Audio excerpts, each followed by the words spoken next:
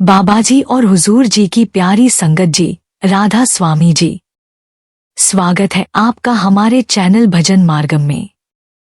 संगत जी, अक्सर हम यह सोच बैठते हैं कि यह भौतिक संसार ही सब कुछ है, लेकिन हमारे संत स्पष्ट रूप से कहते हैं कि यह दुनिया मात्र एक परछाई है, असली घर तो कहीं और है, ऊपर सचखंड में। यह शरीर तो केवल एक साधन है, आत्मा की यात्रा का वाहन। और यह यात्रा तब आरंभ होती है जब हमें एक पूर्ण सद्गुरु का संग मिल जाता है, जो हमें शब्द का बोध कराते हैं और उससे जोड़ते हैं। गुरु नानक साहिब और सभी पूर्ण संतों ने सृष्टि के कर्ता और आधार के रूप में केवल शब्द को स्वीकार किया है। यही मुक्ति और परमेश्वर प्राप्ति का एकमात्र साधन है। संत महात्माओं ने इसी विचारधारा के अंतर्गत पंच शब्द का विशेष उल्लेख किया है, जिसे समझना अत्यंत आवश्यक है। एक और कहा जाता है कि एक ही शब्द से संपूर्ण सृष्टि की रचना हुई, वहीं दूसरी ओर 5 शब्दों का भी उल्लेख मिलता है। पहली नजर में यह विरोधाभास प्रतीत होता है, परंतु इसका रहस्य गहन और अद्भुत है। संतजन समझाते हैं कि आत्मा को अपने मूल धाम सचखंड तक पहुंचने के लिए 5 मंजिलों से होकर गुजरना पड़ता है। प्रत्येक मंजिल में एक अलग लोक है और हर लोक की अपनी विशिष्ट धुन है। सच्चा गुरु साधक को उन 5 लोकों से जोड़ते हुए पंच शब्द के सहारे परमात्मा तक पहुंचा देता है। वास्तव में परमात्मा का शब्द तो एक ही है, परंतु जब वह विभिन्न रूहानी मंडलों से गुजरता है तो उसका प्रकाश और ध्वनि हर स्तर पर बदल जाती है। इसे संतजन नदी के उदाहरण से समझाते हैं। जैसे नदी अपने स्रोत से निकलकर समुद्र तक जाती है और हर पड़ाव पर उसकी ध्वनि बदलती है, स्रोत पर अलग, चट्टानों के बीच अलग, झरने में गिरते समय अलग, मैदानों में बहते समय अलग और अंततः समुद्र में मिलते समय अलग, परंतु नदी वही रहती है। ठीक उसी प्रकार परमात्मा का शब्द भी एक ही होते हुए 5 मंजिलों में 5 रूपों में प्रकट होता है। इसीलिए सभी संत महात्माओं ने अंतर्मुख होकर शब्द की कमाई करने का उपदेश दिया है। कबीर साहिब ने भी पंच शब्दों का उल्लेख करते हुए कहा है, पंच शब्द अनहद बाजे। स्वामी जी महाराज अपनी वाणी में कहते हैं, घर में घर गुरु दिखावे, धुन शब्द 5 बतलावे, वह घर है अगम अपारा, 10वें के पार निहारा। गुरु नानक साहिब ने भी यही सत्य समझाया कि सच्चा गुरु वही है जो आत्मा को 10वें द्वार से लेकर उसके असली घर सचखंड तक पहुंचा दे। संगत जी, पंच शब्दों का रहस्य केवल भारत के संतों ने ही नहीं, बल्कि सूफी फकीरों ने भी खोला है। जब साधक पंच शब्दों का अनुभव करता है और क्रमशः उन्हें पार करता है, तो आत्मा अपने मूल धाम तक पहुंचती है। इसके लिए साधक को पहले 9 द्वार खाली करने पड़ते हैं, फिर 10वें द्वार से होकर सुषुम्ना मार्ग पर चढ़ते हुए सहस्रदल कमल में पहुंचना होता है, जहां पहला शब्द सुनाई देता है।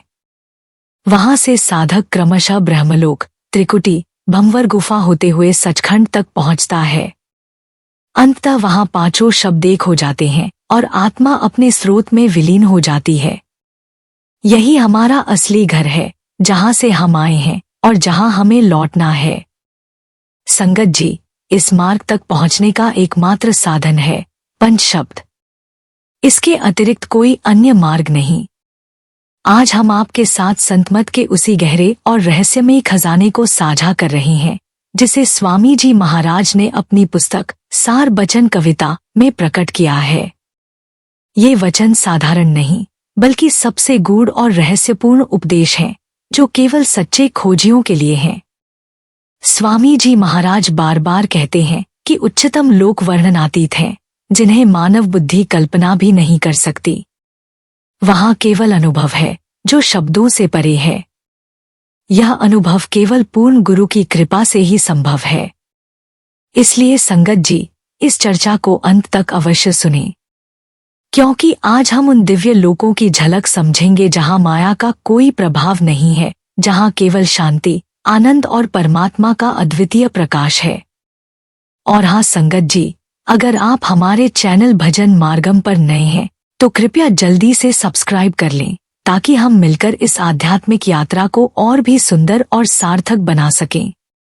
संगत जी, स्वामी जी महाराज हमें आत्मिक यात्रा के सबसे पहले सहसदल कमल के बारे में बताते हैं। यह कोई साधारण स्थान नहीं है, बल्कि वही सूक्ष्म क्षेत्र है जहां से तीनों लोकों, पृथ्वी, आकाश और स्वर्ग की रचना हुई। यही वह स्थान है जहां से चारों वेदों की उत्पत्ति भी मानी जाती है। स्वामी जी यहाँ एक और गहरा रहस्य खोलते हैं। वे कहते हैं कि ब्रह्मा, विष्णु और महादेव, इन तीनों ने मिलकर इस संपूर्ण सृष्टि की रचना की और आत्माओं को माया में बांधने का तंत्र भी इसी स्तर पर बना।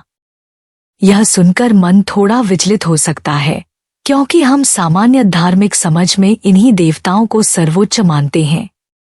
लेकिन स्वामी जी बताते हैं कि ये केवल आत्मिक यात्रा की शुरुआती सीढ़ियां हैं। इनसे भी ऊपर का मार्ग है जहां आत्मा को अपने सच्चे घर की ओर बढ़ना होता है। इसका अर्थ यह नहीं कि ब्रह्मा, विष्णु, महेश गलत हैं, बल्कि उनकी भूमिका केवल माया और सृष्टि के संचालन तक सीमित है। जो आत्मा अपने असली धाम तक पहुंचना चाहती है, उसे इन लोकों को पार करना ही पड़ता है। अब आइए स्वामी जी महाराज के एक और गहरे वचन की ओर बढ़ते हैं। वे कहते हैं, जब साधक ध्यान में बैठता है तो भीतर सबसे पहले घंटी जैसी ध्वनि सुनाई देती है। धीरे धीरे यह बदलकर शंख की गूंज का रूप ले लेती है। यह नाद आत्मा को परमानंद में डुबो देता है। इस लोक की ज्योति इतनी प्रबल होती है कि आत्मा पुलकित हो उठती है। वहीं आत्मा को तीनों लोकों का स्वामी दिखाई देता है। यहीं एक सूक्ष्म मोड़ आता है। बहुत से धर्मों और साधकों ने इस प्रकाश और नाद को ही अंतिम मान लिया। उन्होंने यही समझा कि यही परम धाम है और यहीं रुक गए। लेकिन स्वामी जी महाराज स्पष्ट करते हैं कि यह एक भ्रम है। वे कहते हैं, इन धर्मों को धोखा हो गया। इस लोक की दिव्यता देखकर वे संतुष्ट हो गए और उनकी आत्मिक यात्रा वहीं रुक गई। संगत जी, यह वचन हमारे लिए बहुत बड़ा संकेत है। जब आत्मा भीतर की रोशनी और नाद से भर जाती है तो उसे लगता है कि यही पूर्णता है। लेकिन वास्तव में यात्रा यहीं खत्म नहीं होती। यही वह समय है जब आत्मा को पूर्ण गुरु की आवश्यकता सबसे अधिक होती है। सच्चा गुरु साधक को समझाता है कि यह केवल एक पड़ाव है। आगे और ऊंचे लोक हैं, त्रिकुटी, भंवर गुफा और अंततः सचखंड। असली मंजिल वही है। इसलिए स्वामी जी महाराज हमें सावधान करते हैं। केवल रोशनी देखकर मत रुक जाना, केवल नाद सुनकर मत अटक जाना। पूर्ण गुरु के साथ आगे बढ़ते रहो और तब तक मत ठहरो जब तक आत्मा अपने मूल धाम को न पाले। संगत जी, अब हम आत्मा की यात्रा के दूसरे रहस्यमयी पड़ाव की ओर बढ़ते हैं, जिसे स्वामी जी महाराज द्वितीय आत्मिक लोक अर्थात त्रिकुटी कहते हैं। स्वामी जी कहते हैं, अब आगे बढ़ो और दूसरे लोक में प्रवेश करो।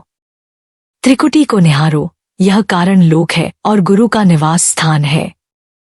यह वह क्षेत्र है जहां आत्मा पहले लोक सहसदल कमल को पार कर चुकी होती है।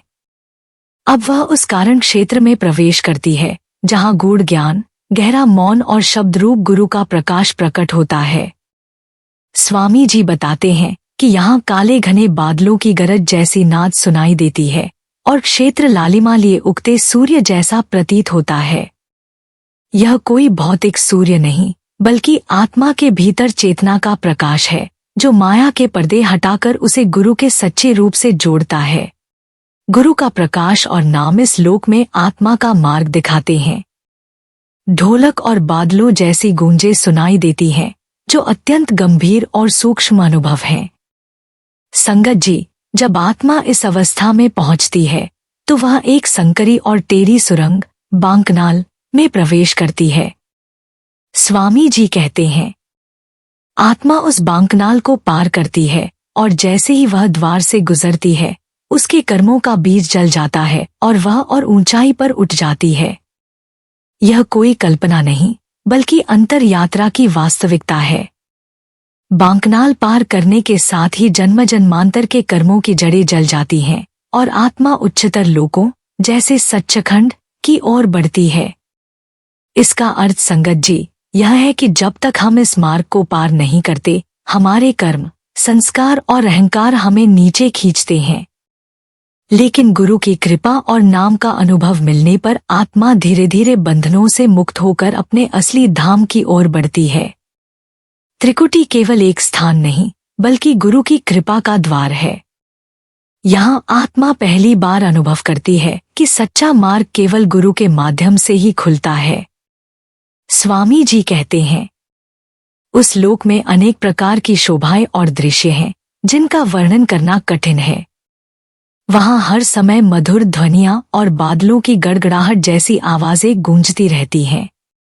ये साधारण ध्वनियां नहीं, बल्कि अनहद नाद हैं, जिनका अनुभव केवल अंतर ध्यान में होता है। जब आत्मा इन ध्वनियों को सुनती है, तो उसका रूप शुद्ध, कोमल और निर्मल हो जाता है। स्वामी जी आगे कहते हैं, इस लोक को प्राप्त होते ही आत्मा अत्यंत प्रसन्न, पवित्र और सूक्ष्म बन जाती है। यहीं से उसकी चेतना आध्यात्मिक लोकों को पहचानने लगती है। अब आत्मा माया के जाल से मुक्त होकर सच्चे आध्यात्मिक लोकों की झलक पाने लगती है। उसका अनुभव केवल प्रकाश और नाद तक सीमित नहीं रहता, बल्कि वह जानने लगती है कि इन सबके परे एक अलग, अगम और अनामी परम सत्ता है। संगत जी, यह मार्ग केवल गुरु कृपा से खुलता है। स्वामी जी कहते हैं कि इस अनुभव को शब्दों में पिरोना कठिन है, क्योंकि ये दृश्य और ध्वनियां मन, बुद्धि और वाणी से परे हैं। इसलिए यदि हम नियमित भजन सुमिरन, सच्चे गुरु पर श्रद्धा और सेवा सत्संग के साथ अपनी अंतर यात्रा करें, तो हम भी उस दिव्य अवस्था तक पहुंच सकते हैं, जहां आत्मा कहती है, अब मुझे सच्ची पहचान होने लगी है, अब मैं अपने मूल धाम की ओर बढ़ रही हूँ।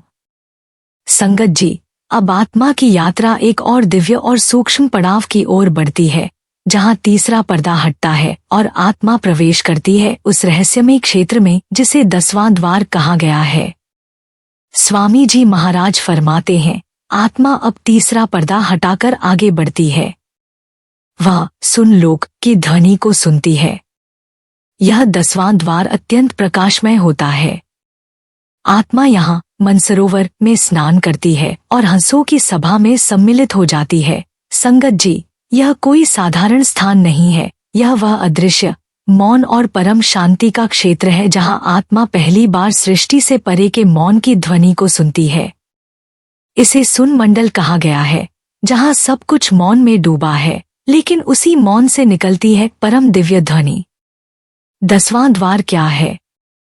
हमारे शरीर में 9 द्वार होते हैं, आंखें, कान, नाक, मुंह, जन्नेंद्रिय आदि। लेकिन 10वां द्वार एक गूढ़, सूक्ष्म द्वार है जो अंतर में ऊपर की ओर खुलता है। इसी द्वार से आत्मा अपनी सांसारिक सीमाओं से पार होकर अंतर के ब्रह्मांड में प्रवेश करती है। मनसरोवर क्या है? स्वामी जी इस दिव्य सरोवर का उल्लेख करते हैं, जहां आत्मा स्नान करती है। यह स्नान कोई जल में नहीं, बल्कि अलौकिक शांति और शुद्धता के प्रकाश में होता है। जैसे ही आत्मा इस स्नान से गुजरती है, वह पूर्ण निर्मल और दिव्यता से परिपूर्ण हो जाती है। यहाँ वह हंसों की सभा में शामिल होती है। हंस वे आत्माएं जो केवल सत्य का चयन करती हैं और झूठ को त्याग देती हैं। इसका अर्थ यह है संगत जी, जब आत्मा इस तीसरे लोक में पहुंचती है, तो अब उसमें संसार की ओर लौटने की कोई इच्छा नहीं बचती। अब वह सत्य, प्रकाश और शुद्ध चेतना की संगति में आ जाती है। अब उसकी संगति वे आत्माएं बनती हैं जो अनहद शब्द में लीन और परम धाम की ओर अग्रसर हैं। 10वां द्वार एक दरवाजा है मोक्ष का, शुद्धता का, सत्य के अनुभव का। लेकिन यह केवल ध्यान, सुमिरन, सेवा और गुरु कृपा से ही खुलता है। स्वामी जी कहते हैं, यह वह जगह है जहां आत्मा अपनी पहचान से ऊपर उठकर परमात्मा के स्वरूप की ओर पहला दृढ़ कदम रखती है। संगत जी, इस लोक में हर क्षण एक दिव्य उत्सव की तरह प्रतीत होता है। इस दिव्य स्थान का वर्णन करना शब्दों के दायरे में संभव ही नहीं, लेकिन फिर भी स्वामी जी महाराज ने उस अनिर्वचनीय आनंद की एक झलक हमें दी है। स्वामी जी कहते हैं, जैसे सुंदरियां नृत्य करती हैं, वैसे आत्माएं वहां आनंद में झूमती हैं।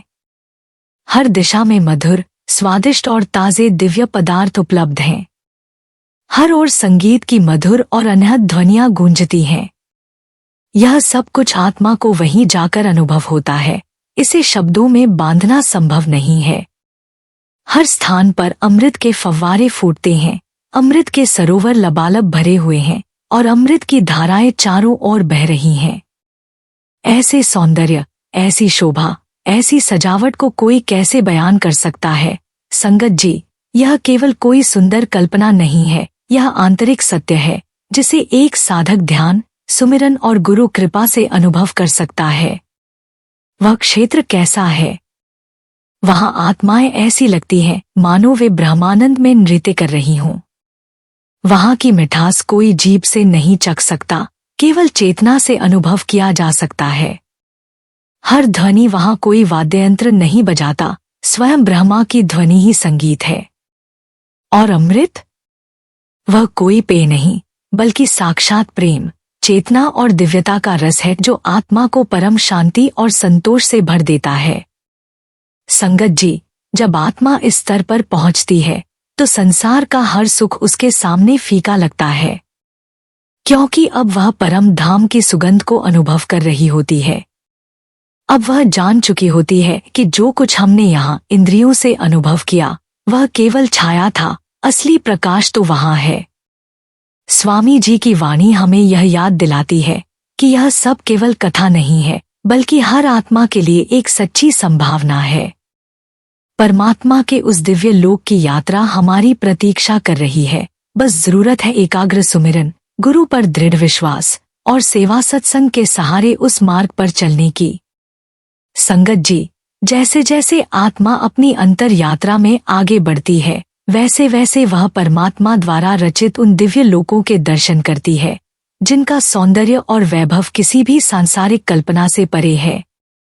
स्वामी जी महाराज इन अद्भुत और रहस्यमय क्षेत्रों का वर्णन करते हुए हमें बताते हैं, वहां हीरे के मंच हैं, पन्नों के पलंग बिछे हुए हैं।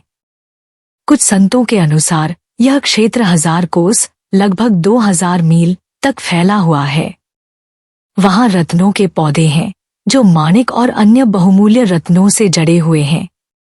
जलाशयों में रत्नों से सजे हुए सुंदर मछलियां तैर रही हैं। वे इतनी मनोहर और आकर्षक हैं कि उनकी चमक और शोभा मन को खींच लेती है। हर स्थान पर सौंदर्य की एक नवीन छटा बिखरी हुई है और आत्मा इन दृश्यों को देखकर अभिभूत हो जाती है। इस क्षेत्र के आगे अनगिनत कांच और क्रिस्टल के महलों की श्रृंखला है। इन दिव्य महलों में आत्मिक शक्तियां अपने अपने स्थान पर रहती हैं, जैसा कि स्वयं प्रभु द्वारा नियत किया गया है। ये आत्माएं निरंतर नवीन लीलाओं और उत्सवों का साक्षात्कार करती हैं और उन्हें प्रकट भी करती हैं। संगत जी, यह कोई परी कथा नहीं, यह उस अदृश्य सत्य की झलक है जिसे केवल वह आत्मा देख सकती है जो अपने मन को जीतकर सुमिरन में लीन होकर गुरु कृपा से इन लोकों में प्रवेश करती है। सोचिए, संसार में हम थोड़ी सी सजावट से भी कितने प्रसन्न हो जाते हैं, पर यहाँ तो परमात्मा ने स्वयं रत्नों से लोक सजाए हैं, जहाँ अमृत की नदियाँ बहती हैं, संगीत स्वयं आकाश से गूंजता है और हर क्षण एक दिव्य उत्सव की तरह बीतता है। यह सब केवल ज्ञान के लिए नहीं, बल्कि प्रेरणा के लिए है कि हम भी उस दिशा में आगे बढ़े, अपने जीवन का लक्ष्य केवल भौतिक नहीं, बल्कि आत्मिक प्रगति बनाएं। संगत जी, स्वामी जी महाराज इस जगह का वर्णन करते हुए कहते हैं, यह वो स्थान है जहां आत्माएं परमात्मा के साथ मिलकर नृत्य करती हैं, जहां सभी कुछ आध्यात्मिक होता है और जहां भौतिक तत्वों का कोई अस्तित्व नहीं होता। स्वामी जी कहते हैं, इन क्षेत्रों की सजावट और शोभा केवल वहां जाकर देखी जा सकती है। यह क्षेत्र पूरी तरह से आध्यात्मिक है और इनमें किसी भी भौतिक घटक का कोई स्थान नहीं है। यहाँ के निवासियों की आत्माएं शुद्ध हैं और उनके ऊपर कोई भौतिक मलिनता का प्रभाव नहीं होता। इन क्षेत्रों के वास्तविक विवरण केवल संतों को ही ज्ञात हैं और इनका उद्देश्य इनका विस्तार से वर्णन करना नहीं है। संगत जी, यह दिव्य क्षेत्र जहाँ आत्माएं विशुद्ध रूप से आध्यात्मिक रूप में विकसित होती हैं, उन सभी भौतिक बंधनों से मुक्त हैं। यह स्थान केवल उन आत्माओं के लिए है जिन्होंने ध्यान, सुमिरन और सेवा के माध्यम से अपनी चेतना को शुद्ध किया है और जो गुरु की कृपा से इन उच्चतम लोकों तक पहुंचने में सक्षम हो पाई हैं। यहाँ स्वामी जी महाराज हमें यह शिक्षा देते हैं कि हमारी आत्मिक यात्रा का उद्देश्य केवल भौतिक सुख सुविधाओं की प्राप्ति नहीं है, बल्कि आध्यात्मिक उन्नति और परम सत्य का साक्षात्कार है। सच्चे संत वही होते हैं जो इन दिव्य लोकों के बारे में जानते हैं और वे हमें भी इन सत्यताओं से अवगत कराते हैं। संगत जी, 10वें द्वार को पार करने के बाद आत्मा की जो यात्रा होती है वह साधारण नहीं, अपितु अत्यंत रहस्यमयी और गूढ़ होती है। स्वामी जी महाराज की वाणियों में इस अवस्था के बाद के क्षेत्र का विस्तार से वर्णन किया गया है, जिसे महाशून्य कहा गया है, एक ऐसा स्थल जो शब्दों और बुद्धि से परे है। यह वही स्थान है जहां आत्मा को अपनी सबसे गहन पहचान, अपनी सत्ता की जड़ और ब्रह्मा के रहस्यों का अनुभव होता है। स्वामी जी महाराज कहते हैं कि जब आत्मा 10वें द्वार को पार करके ऊर्ध्व गति से आगे बढ़ती है तो वह महाशून्य की सीमा पर पहुंचती है। वहां पहुंचकर आत्मा को एक गहन अंधकारमयी स्थिति का सामना करना पड़ता है। यह अंधकार कोई सामान्य अंधकार नहीं होता, बल्कि चेतना की उस स्थिति का प्रतीक है जहां आत्मा सब कुछ छोड़कर केवल अस्तित्व की नग्न सच्चाई के समक्ष खड़ी होती है। वहां एक उलझी हुई भूल भुलैया जैसी अवस्था होती है, दिशाहीनता, स्वरहीनता और एक अद्भुत मौन, परंतु उस मौन में भी 4 सूक्ष्म ध्वनियां गुंजती हैं जो आत्मा को रहस्यपूर्ण रूप से भीतर की ओर खींचती हैं। यही वह स्थान है जहां आत्मा अनेक अनोखी धुनें सुनती है जो अब तक किसी भी लोक में नहीं सुनी गईं। महाशून्य वह क्षेत्र है जहां न मन है, न बुद्धि, न अहं, केवल आत्मा और उसका मूल स्रोत। यह यात्रा केवल उन्हीं आत्माओं के लिए संभव होती है जो पूर्ण समर्पण और गुरु की कृपा से अपने मन, इंद्रियों, वासनाओं और विकारों को पूरी तरह से त्याग चुकी होती हैं। वहां न तो संकल्प है, न विकल्प, न तो भाव है, न अभाव, केवल एक अज्ञेय स्थिति जो अनुभव से ही जानी जा सकती है। स्वामी जी कहते हैं कि महाशून्य में प्रवेश करने से पहले आत्मा को हर प्रकार के भौतिक और सूक्ष्म बंधनों से पूर्णतया मुक्त होना पड़ता है। जब यह मुक्ति पूरी होती है तभी आत्मा महाशून्य की गहराइयों में उतरती है, जहां सत्य की खोज का वास्तविक आरंभ होता है। यही वह बिंदु है जहां आत्मा को दिव्य ज्ञान प्राप्त होता है, न केवल जानना बल्कि उस ज्ञान का स्वयं होना। स्वामी जी महाराज बताते हैं कि महाशून्य की गहराइयों में 4 अत्यंत सूक्ष्म उपक्षेत्र हैं, जिनका रहस्य अब तक किसी भी संत द्वारा पूर्ण रूप से प्रकट नहीं किया गया है। यह क्षेत्र उस दिव्य दरबार से निष्कासित आत्माओं का निवास स्थल भी होता है। वे आत्माएं जो किसी कारणवश परम सद्गुरु के निकट नहीं रह सकीं। इन आत्माओं को किसी प्रकार का बाहरी कष्ट नहीं होता, वे अपनी स्वयं की ज्योति से कार्य करती हैं, परंतु क्योंकि उन्हें प्रभु दर्शन नहीं होता, इसीलिए वे भीतर से बेचैन रहती हैं। जब सच्चे संत या महापुरुष इन गहरे रहस्यमय क्षेत्रों से गुजरते हैं तो वे इन आत्माओं को अपनी कृपा दृष्टि प्रदान करते हैं। कुछ आत्माएं इस पुण्य अवसर का लाभ उठाकर संतों के साथ प्रेमपूर्वक चल पड़ती हैं। फिर संत उन्हें परमात्मा के दरबार में लेकर जाते हैं और उनके लिए क्षमा मांगते हैं। यही क्षण आत्मा के उद्धार का क्षण होता है, जब गुरु की कृपा से वह फिर से उस दिव्य ज्योति से जुड़ जाती है जिससे वह कभी विलग हुई थी। संगत जी, यह यात्रा सहज नहीं है। यह केवल भजन, सुमिरन, सेवा और सत्संग से ही संभव होती है, और उससे भी अधिक पूर्ण गुरु की कृपा से। जब तक गुरु का हाथ सिर पर न हो तब तक महाशून्य की अंधकारमयी भूल भुलैया आत्मा को चकरा देती है, परंतु गुरु का साथ हो तो वही अंधकार ज्ञान का द्वार बन जाता है। इसलिए स्वामी जी हमें बार बार इस बात की याद दिलाते हैं कि गुरु ही वह दीपक है जो अंधकार में प्रकाश का मार्ग दिखाता है। संगत जी, स्वामी जी महाराज हमें हमारे आत्मिक यात्रा के चौथे चरण के बारे में बताते हैं, जहां आत्मा को एक दिव्य अनुभव प्राप्त होता है। इस चरण में आत्मा शब्द, दिव्य ध्वनि को पकड़कर आगे बढ़ती है और एक नई रोशनी का दर्शन करती है। यहाँ स्वामी जी महाराज ने विशेष रूप से भंवर गुफा का उल्लेख किया है।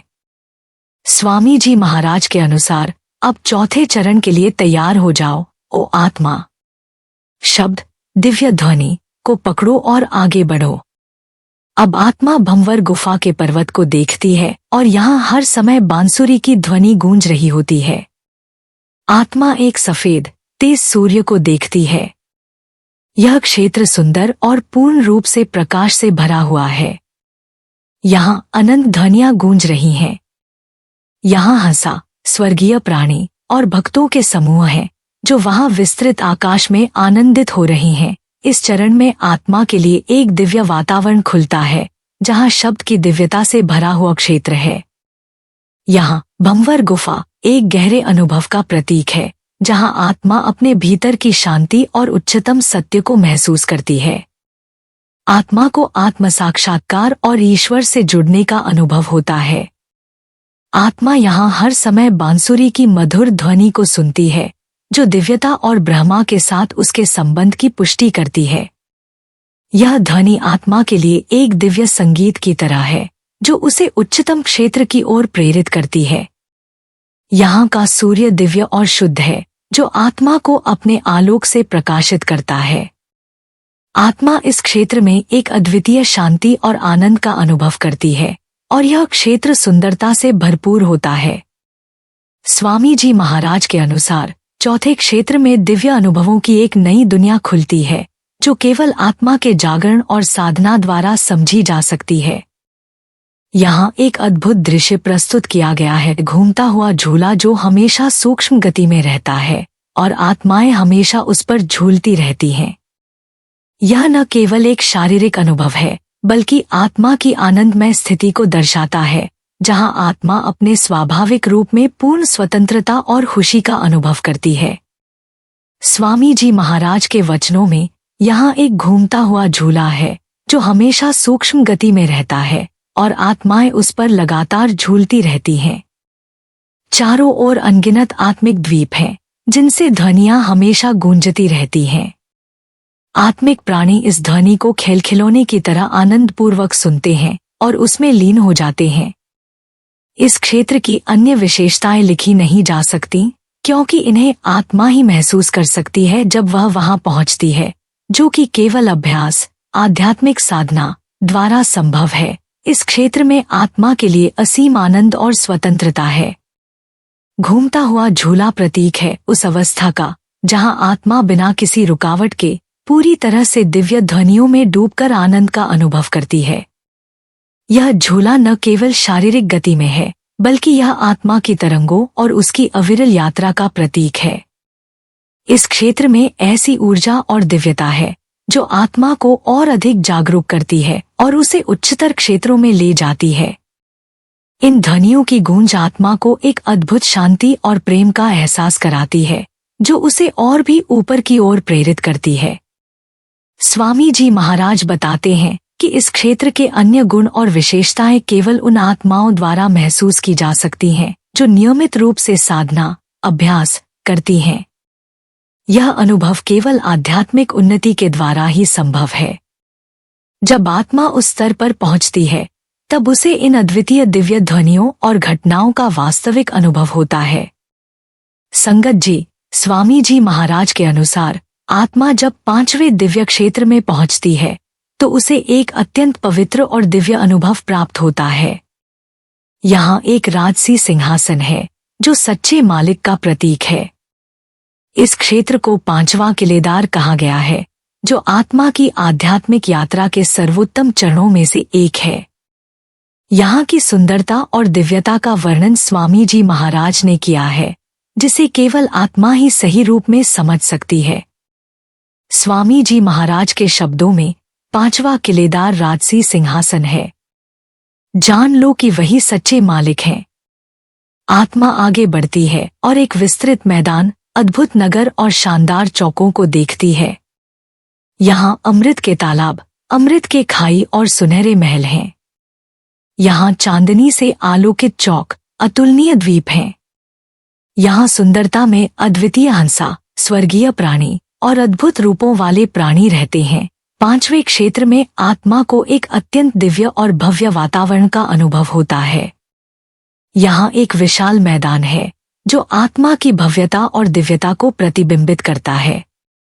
यहाँ के चौक और नगर अद्वितीय हैं और उन्हें देखने से एक आंतरिक शांति और संतुष्टि का अनुभव होता है। चांदनी से आलोकित चौक और अमृत के तालाब इस क्षेत्र के दिव्य वातावरण का हिस्सा हैं, जो आत्मा को पूर्णता और शांति का एहसास कराते हैं। ये तालाब और खाई न केवल शारीरिक जल से भरे होते हैं, बल्कि ये आत्मा की प्यास को बुझाने वाले अमृत के रूप में होते हैं, जो आत्मा को उसके आध्यात्मिक उद्देश्य तक पहुंचने के लिए प्रेरित करते हैं। सुनहरे महल और अतुलनीय द्वीप आत्मा के सर्वोत्तम अनुभव की ओर मार्गदर्शन करते हैं।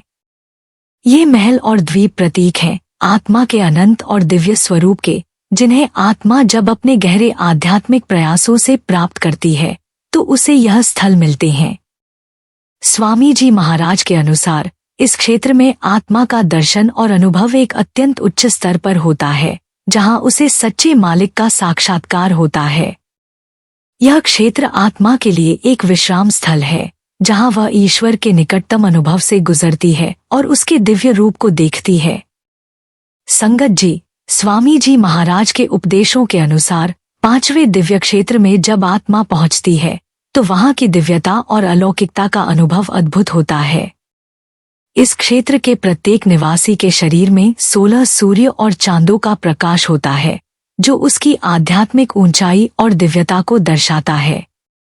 इस क्षेत्र में आत्मा की यात्रा एक गहरे और पवित्र अनुभव की ओर अग्रसर होती है। स्वामी जी महाराज ने कहा है, उस क्षेत्र का प्रत्येक नागरिक 16 सूर्य और चांदों के प्रकाश से प्रकाशित होता है। आत्मा ऊर्ध्वगामी होती है और निज द्वार को देखती है, जो एक अत्यंत अद्भुत और महान द्वार है। वहां हंसा द्वारपाल के रूप में रहते हैं।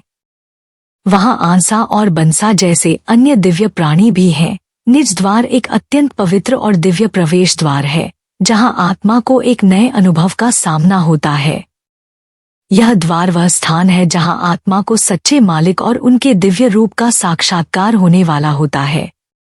द्वारपाल के रूप में हंसा खड़े होते हैं, जो इस यात्रा में आत्मा का मार्गदर्शन करते हैं और उसे दिव्य संसार में प्रवेश करने की अनुमति प्रदान करते हैं। एक अन्य महत्वपूर्ण तत्व है आंसा और बंसा, जो अन्य प्रकार के दिव्य प्राणी हैं और इस क्षेत्र में आत्मा के साथ रहते हैं। ये प्राणी आत्मा के साथ उसकी यात्रा के दौरान रहते हैं और उसे आध्यात्मिक ज्ञान और मार्गदर्शन प्रदान करते हैं। एक बहुत ही महत्वपूर्ण क्षण तब आता है जब सहज आत्मा एक नए आगंतुक से पूछती है, तुम यहाँ कैसे आए हो? इस पर नया आगंतुक उत्तर देता है, मैंने एक संत से मार्ग पाया है, जिन्होंने मुझे रास्ता बताया। संत का मार्गदर्शन आत्मा के लिए परम सौभाग्य और सौभाग्य का कारण बनता है, क्योंकि वही मार्ग है जो उसे दिव्य सत्य और सत्पुरुष के दर्शन की ओर ले जाता है। जब आगंतुक यह बताता है कि उसे एक संत ने राह दिखाई है, तो वह सत्पुरुष के दर्शन के लिए अंदर प्रवेश करता है और उसे अनंत आनंद और दिव्य अनुभूति का अनुभव होता है। संगत जी, स्वामी जी महाराज के अनुसार पांचवें दिव्य क्षेत्र की सुंदरता और दिव्यता का वर्णन करना सचमुच असंभव है। यहाँ आत्मा एक अद्वितीय दृश्य देखती है, जहाँ चांदी और सोने की नदियां अमृत से भरी हुई बह रही होती हैं। इन नदियों के किनारे विशाल बगियां फैली होती हैं, जहाँ प्रत्येक पेड़ की ऊंचाई 1 करोड़ योजन तक होती है। इन पेड़ों पर 10 मिलियन सूरज और चांद फूलों और फलों के रूप में लटक रहे होते हैं, जो इस क्षेत्र की अपार सुंदरता और दिव्यता का प्रतीक हैं। यहाँ आत्मा अमृत से भरी हुई चांदी और सोने की नदियां देखती है और विशाल बगिया जहाँ प्रत्येक पेड़ की ऊंचाई 1 करोड़ योजन होती है। उन पेड़ों पर 10 मिलियन सूरज और चांद फूलों और फलों की तरह लटकते हैं। दिव्य उत्सव यहाँ की आत्मा को एक अलग ही आनंद और शांति का अनुभव कराता है। वहाँ अनगिनत आत्माएं और हंसा इन पेड़ों पर खेलते, गाते और चहचहाते हुए पक्षियों की तरह आनंदित होते हैं। ये दृश्य न केवल आध्यात्मिक दृष्टि से अत्यंत सुखद हैं, बल्कि यह दिखाते हैं कि दिव्य अनुभवों की गहराई हमारे शब्दों से परे होती है। इस क्षेत्र की अद्भुत सुंदरता का कोई वर्णन नहीं कर सकता, स्वामी जी महाराज ने इसे इस प्रकार व्यक्त किया, क्योंकि इस दिव्य क्षेत्र का सौंदर्य केवल उस आत्मा द्वारा अनुभव किया जा सकता है जो इसे प्राप्त करती है। यह एक ऐसा स्तर है जहां आत्मा आध्यात्मिक उन्नति के अंतिम चरण में पहुंचती है। जब आत्मा इस दिव्य आनंद का अनुभव करती है तो वह सतलोक में प्रवेश करती है और सतपुरुष के दर्शन करती है। सतलोक वह परम स्थान है जहां सतपुरुष का दिव्य दर्शन होता है, जो आत्मा के सर्वोच्च लक्ष्य का प्रतीक है। यहाँ पहुंचने के बाद आत्मा सत्य, प्रेम और दिव्यता के सर्वोच्च स्वरूप से जुड़ जाती है। संगत जी, स्वामी जी महाराज के अनुसार सतपुरुष की दिव्यता और महानता का वर्णन शब्दों से नहीं किया जा सकता। उनके व्यक्तित्व की जो आभा है वह इतनी अद्वितीय और अप्रमेय है कि किसी भी शब्द में उसकी वास्तविकता को व्यक्त करना असंभव है। स्वामी जी कहते हैं, सतपुरुष के प्रत्येक बाल की आभा इतनी शानदार है कि 10 मिलियन सूर्य और चांद भी उसकी तुलना में फीके पड़ जाते हैं। जब एक बाल की आभा इतनी अत्यधिक हो तो उनके संपूर्ण शरीर की महिमा को कैसे व्यक्त किया जा सकता है। उनके चेहरे, आंखों, नाक, कान, हाथ और पैरों की सुंदरता और दिव्यता को शब्दों में व्यक्त करने के लिए शब्द कहाँ हैं। वे सभी केवल आभा से परिपूर्ण हैं। उन्हें आभा के सागर के रूप में भी वर्णित करना उस दिव्यता का केवल एक आंशिक संकेत ही हो सकता है। यहाँ स्वामी जी ने हमें यह समझाने का प्रयास किया है कि सतपुरुष के व्यक्तित्व की जो आभा और दिव्यता है वह शारीरिक रूप से नहीं बल्कि आध्यात्मिक रूप से समझी जा सकती है। उनके शरीर का प्रत्येक अंग, प्रत्येक बाल केवल और केवल आध्यात्मिक प्रकाश है। उनकी महिमा को जानने के लिए हमें अपनी आत्मा की शुद्धि और ध्यान की गहराई में उतरना होगा, तभी हम उनके वास्तविक रूप का दर्शन कर सकते हैं। सतपुरुष का जो रूप है वह एक अत्यधिक दिव्य और अद्वितीय रूप है, जिसे कोई भी सामान्य शब्द, विचार या कल्पना नहीं पा सकती। उनकी महिमा और उनकी दिव्यता को केवल वे आत्माएं समझ सकती हैं जो उच्चतम आध्यात्मिक अवस्था में पहुंच चुकी हैं। संगत जी, स्वामी जी महाराज के अनुसार जब आत्मा सर्वोत्तम और उच्चतम आध्यात्मिक क्षेत्र में प्रवेश करती है तो वह अलख लोक की ओर अग्रसर होती है, जहां अलख पुरुष का दर्शन होता है। इस क्षेत्र की महिमा और दिव्यता इतनी महान और शब्दों से परे है कि उसे केवल अत्यंत गहन आध्यात्मिक अनुभव से ही समझा जा सकता है। स्वामी जी कहते हैं, आत्मा अलख लोक की ओर बढ़ती है और वहां अलख पुरुष का दर्शन प्राप्त करती है। फिर वह आगे बढ़ती है और अगम लोक तक पहुंचती है। इस क्षेत्र के हंसा, दिव्य आत्माएं के रूप अद्भुत और आश्चर्यजनक होते हैं। वहां जो आनंद और उत्साह की अवस्था होती है वह शब्दों से व्यक्त नहीं की जा सकती। यह क्षेत्र इतने दिव्य और विलक्षण है कि जब आत्मा वहां पहुंचती है तो वह हर और अनंत आभा का अनुभव करती है। वहां का प्रकाश इतना अत्यंत व्यापक और प्रभावशाली होता है कि वह अनगिनत सूर्यों और चांदों की आभा से भी कहीं अधिक तेजस्वी और प्रभावशाली होता है। पूरा क्षेत्र सूरज और चांदों के लाखों और अरबों आभा से रोशन है। उस क्षेत्र की अनंत आभा का वर्णन मैं कैसे करूं? संगत जी, यह हमें यह सिखाने का प्रयास करता है कि अलख लोक और अगम लोक जैसे अत्यंत उच्च आध्यात्मिक क्षेत्रों का अनुभव केवल एक सच्चे साधक को तभी प्राप्त होता है जब वह साधना के सर्वोच्च स्तर तक पहुंचता है। वहां आत्मा उस दिव्य और अनंत आभा का अनुभव करती है जो हमारे विचारों और शब्दों की सीमाओं से परे है।